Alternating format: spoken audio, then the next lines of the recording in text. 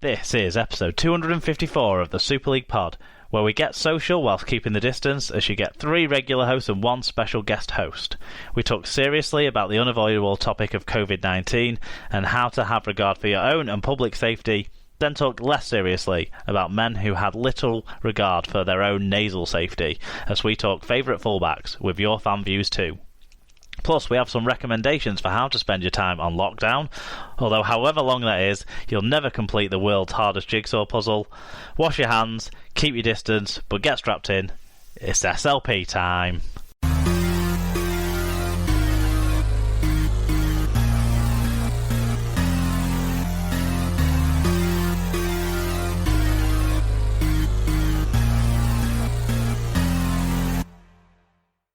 Hello listeners, welcome along to episode 254 of the Super League Pod. We are still bringing you some Rugby League chat to get you through either your self-isolation or the downtime that you need if you're still working hard and keeping everyone safe.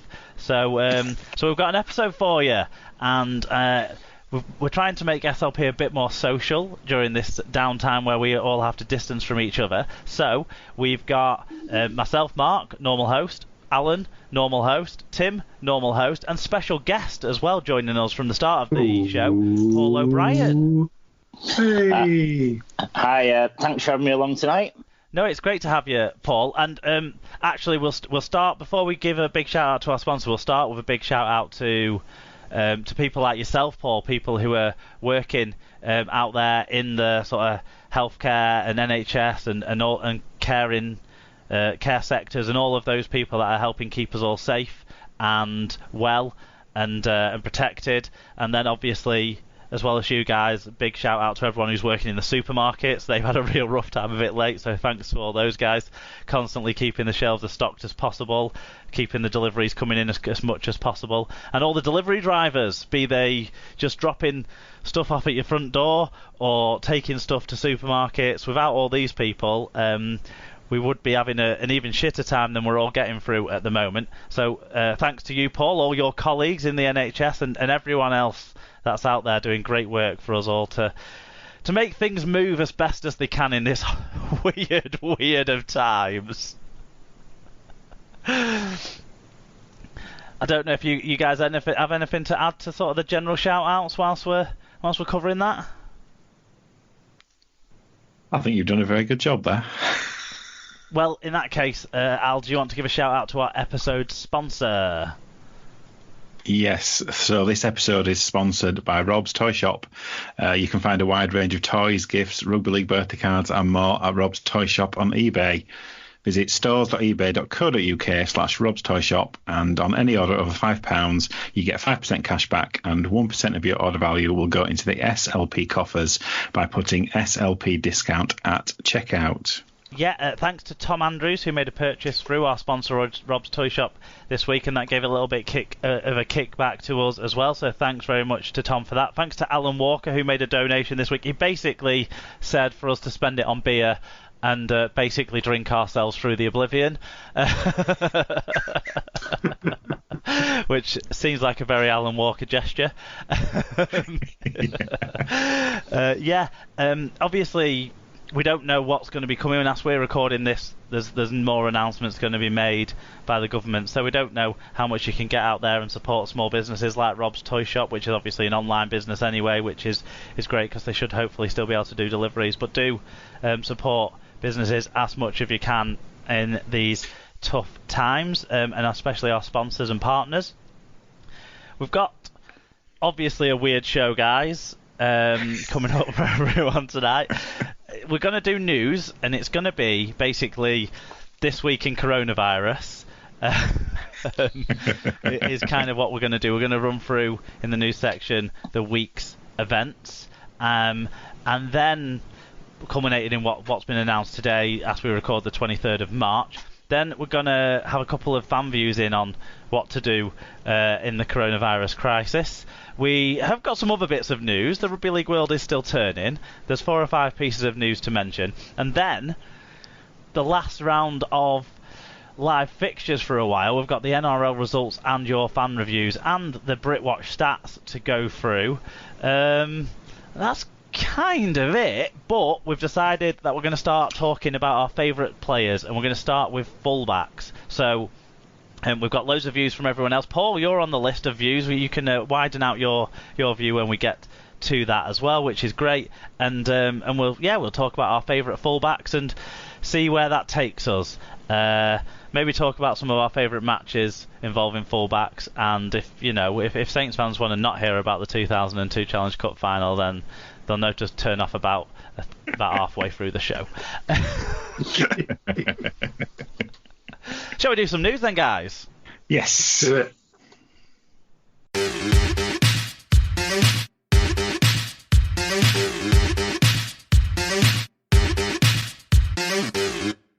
So on to the news, and obviously we're going to focus on the biggest story to start with. So on the 17th, so we're just going to try to run through these things in day order, just try to cover everything that's happened in the last week. So on the 17th, the draws for the first and second round of the 1895 Cup were temporarily postponed.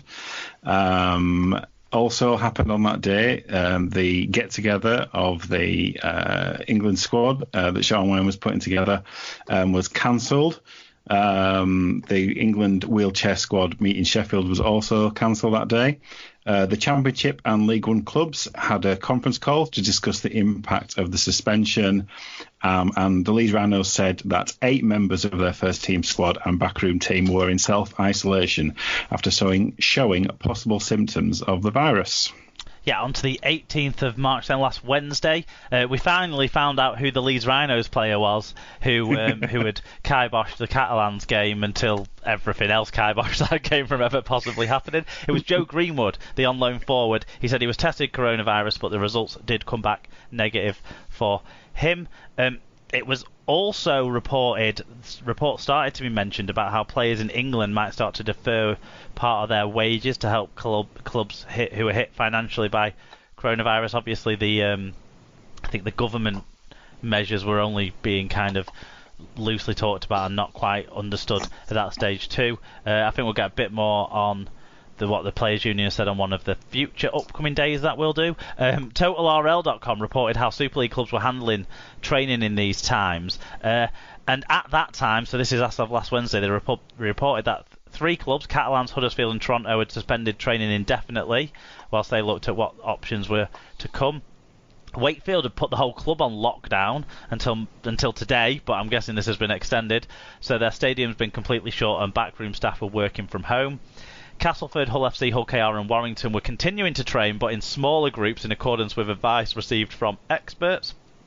Wigan similarly were giving their players tailored schedules so they could continue to train. They were being encouraged to train alone, although they did allow people to go to their training facility in small groups where contact was kept to a minimum. So all these clubs, and mostly that were training, have been doing short runs probably.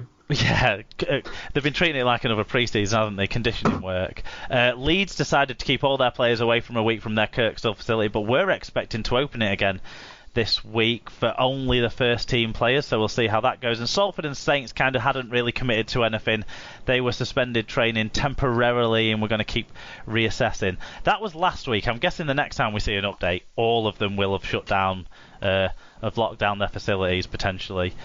Paul, interesting time for you to come in on that actually. What do you sort of think about, like, and I don't know if you've got any insight on how this sort of thing might work, but players training during this time whilst they're not able to play? See, with the government stance now of shutting down most things, so gyms are shut down, everything like that, and they've obviously cancelled all the games. By the players training together, they're putting themselves and the other members of the clubs, in my opinion, at a higher risk of passing on this virus. We're trying to keep people away from large groups and stuff, and even 2 or 3 or 4 of them in the gym together training, are they going to be able to keep 2 meters apart at all points? Are they not going to cough on each other and stuff like that? I just think if we're going to stop things, we need to stop it fully across the board. And if it means then we're having to go into, when the games come back on, we're taking a new, slightly shorter pre-season and bring it back in, or we completely turn around and say, right, this year is now a no-go, because no one knows when we're actually going to start playing again. At the moment, the Rugby League have said we'll look at it at the end of March, beginning of April. The likelihood is it's not going to be till May, June, July that we're going to be getting some fixtures going. So I think the players may well just have to take it on the chin, train at home on their own, and stop putting themselves at risk. That's the big thing. We've already seen some people. I saw something sent out by Wigan's women's captain, sort of, where they clearly had a group call going where they were trying to train together. And obviously, a lot of we've seen some videos of players training and stuff like that as well, to kind of on their own and stuff. So yeah, I think you're right, Paul. I think a movement to a solo training is definitely what we'll have seen since this was reported. On that day, the RFL chief executive Ralph Brimmer, who we've heard more from than we've heard from in any other times, he said that this was putting under the RFL under a degree of stress, but it wouldn't make us different to any other sport or business in this country at this moment in this time. He said, we are here to hopefully help navigate clubs through these waters. The government understands our position and our importance to the communities in which we work in and support, and we will find a way through it. This quote you'll hear from every time he speaks. We've demonstrated over the last 125 years that we are resilient and tough sport. We do stick together in times of trouble, and I have no doubt that we will now. So he was obviously putting out a hopeful message and saying that support was being looked for. Neil Hudgell came out, the Hull KR owner, and said that he believes most Super League clubs are going to lose around £1 million due to coronavirus. He highlighted they're going to lose £150,000 from not playing Hull FC on Good Friday. He highlighted that they're going to lose around about... You say that, but imagine if the fixtures are rearranged, so that's the first fixture back, then you'd probably make as much as you would have made on a Good Friday anyway. Potentially, yeah. There's I'm calling bullshit on that one. I mean, it's said about the 3 concerts that were meant to be going ahead. I think Little Mix was one of them. £250,000 there. Westlife, I think, was another. £250,000 he thinks that'll cost the club in their budget this year. And like we said, he's guessing it's going to be £1 million for most of these clubs. So hopefully government assistance helps fill some of that gap. St Helens chairman, he said that his club are already feeling the hit of coronavirus pandemic. He said, this is a complete unknown scenario. This is open-ended. You can't quantify the liabilities here. Yes, we're in a good financial position, but we probably have one of the higher cost bases as well. We run a stadium. We've got a conference and hospitality business 7 days a week that is already hit. And on top of that, our non-match day income is bigger than other clubs, so our downside is higher. So all those guys in St Helens shirts laughing about Wigan being rent boys, where's your laughter now? No, I'm only being facetious. That's it's a difficult, obviously, situation for all businesses, and McManus's comments highlighted that running a complicated business is more difficult as well. New Zealand Rugby League postponed all of its Rugby League competitions last Wednesday, including tournaments and training, until May the 2nd. And the NRL's Warriors reserve side withdrew from the New South Wales Cup as well. And the Shea Stadium was closed for a 12-week period as a result of coronavirus. That's where, obviously, Halifax play. So if league games were to come back, but within that 3 months, they'd have to find somewhere else to play. They also would have to find somewhere else to train, because all of their facilities that Calderdale Council run have been closed, including the Calderdale College where the club train. So then on the 19th of March, Gareth Carvell told Total RL he will lobby for an emergency meeting with MPs from the all-party parliamentary Rugby League group to try and ensure that Rugby League gets much-needed funds from the very top. He said it would be to give some crucial support. I don't know what would be available and what help we could get. It might be that a few grounds are council-owned and rents are deferred on those. Ultimately, what we want to do is happen to try and help the players out.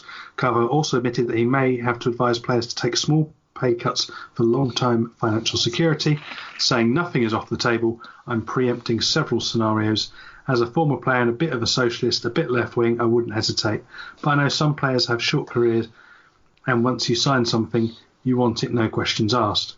There obviously could be a cash flow problem. It might be a case of negotiating deferred payments or doing other things that will allow clubs to survive, but the key to doing that is to be totally transparent and start straight away. Let us speak to the players straight away and let the clubs know that we've got best interests at heart. Okay, and the day after, on the 20th, so several Championship and League One clubs met with the GMB to plan for the crisis. The officials from numerous clubs met with Pete